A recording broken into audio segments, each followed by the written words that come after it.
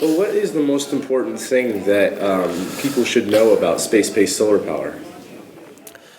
The most important thing people should know is I think it's feasible. There's and a lot of people the first moment they heard about space solar power or solar power satellite, they don't believe it, or later on they start to laugh, and they start to question it, and it's like this morning, and I think somebody in a general session. Like the famous quote from Gandhi, the former India president, when they don't believe that they ignore you, then they laugh at you, then they fight you, then you win. So I think for any, we call the game-changing technology, a transformational technology, which will basically fundamentally change the way how people live, like the internet and the cell phone. We're all going through those different steps. In other words, when people first heard it, they were basically ignoring you, thinking you're crazy. You don't know what you're talking about. And then they know a little bit more, they start to laugh, and that's impossible. Then they were stop fighting you. I think we are going through the fighting period. There's a lot, already people laughed a lot in the last 30, 40 years. But there's a lot of people fighting against. They say, oh, it's impossible because you can't close the business case. You cannot make it economic. You cannot compete with the traditional energy generation like a coal-fired power plant, natural gas, or even terrestrial solar.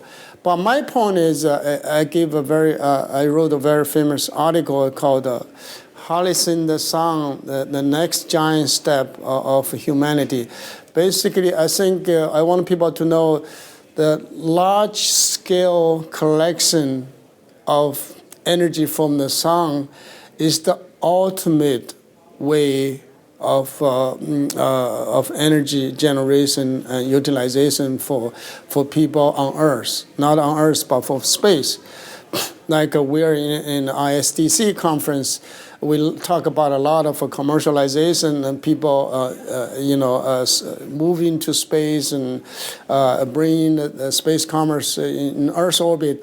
But energy should be in the forefront. Without energy, just simply think about the solar power the communication satellites. Without the solar panels, without the energy from the sun, there's no way that people can travel to Mars or even the communication satellite can survive 10 years, 15 years in their lifetime, much less to say we have. I mean, and I give you a story. In 1962, I think people laugh at when I think about at the time the commissioner of SCC, I think Federal Communication Commission. The director of the Federal Communication Commission testified in front of Congress in 1961 and said something very famous. He said, he basically said it is impossible as a government agency. He does not support the idea to launch communication satellites to do the TV broadcasting. He basically said something very, very famous. He said he didn't think it's going to be possible, and it's almost like science fiction or something. But yet, 2 years later, 1963, the first communication satellite successfully launched. And see what happened today. It's a huge industry. Communication. Every country have their own communication satellite, and everybody watch their TV, internet, communication. It become an industry. So the same is true. I think my message to general public, to everybody is, we are going through the same period. Don't laugh. Don't fight us. Because I like the famous, I used to work for NASA Goddard Space Flight Center. The Goddard, Robert Goddard is the father of the rockets, the U.S. American father for launch rockets. He said something very famous. Basically something like, what is impossible today it will be the reality of tomorrow. So basically, I think if we don't even start to look after the sun and going after the sun for the answer for energy, but we will never get there. We will always be looking around Earth's surface or digging around deep in the ocean, dig around surface of the Earth and see how much trouble we got. And about nearly a year ago at the Gulf of Mexico, see the big hole we poke underneath the Gulf of Mexico and how much damage to the environment. Remember that the disaster of BP disaster. And also, we are running out. All the oil is limited on Earth. But those are the stored energy from the sun billions of years ago. Why not going direct after the sun? Because I did the calculation, the efficiency is tens of millions much more efficient if we're going after the secondary solar energy, which is the fossil fuel, the coal and gas and oil. That's because the energy stored there, because we have the solar energy billions of years ago, going through all these Earth's, the geological change.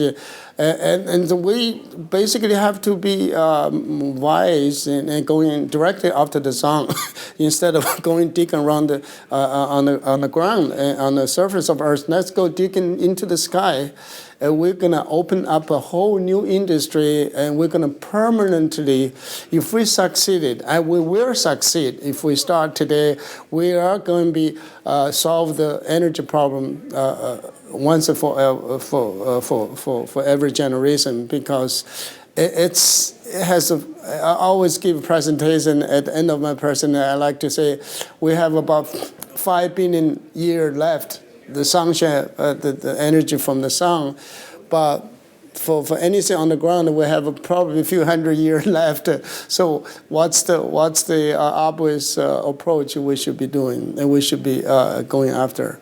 It's a no-brainer to me. Well, is there anything else that you'd like to add, or? Well, thank you for the opportunity to give me the chance to be interviewed here. I'm a very passionate supporter of ISDC and, of course, energy from space. I would like to see the next year, I think you guys can help next year, ISDC. I would like to see a much better activity in terms of people talking and presentation on the subject of space solar power. Next year, we're going to be in San Diego. So I would like to see more participation, not only from U.S., but from Japan, from Canada, from Europe, and even from China, because this is the endeavor for whole humanity.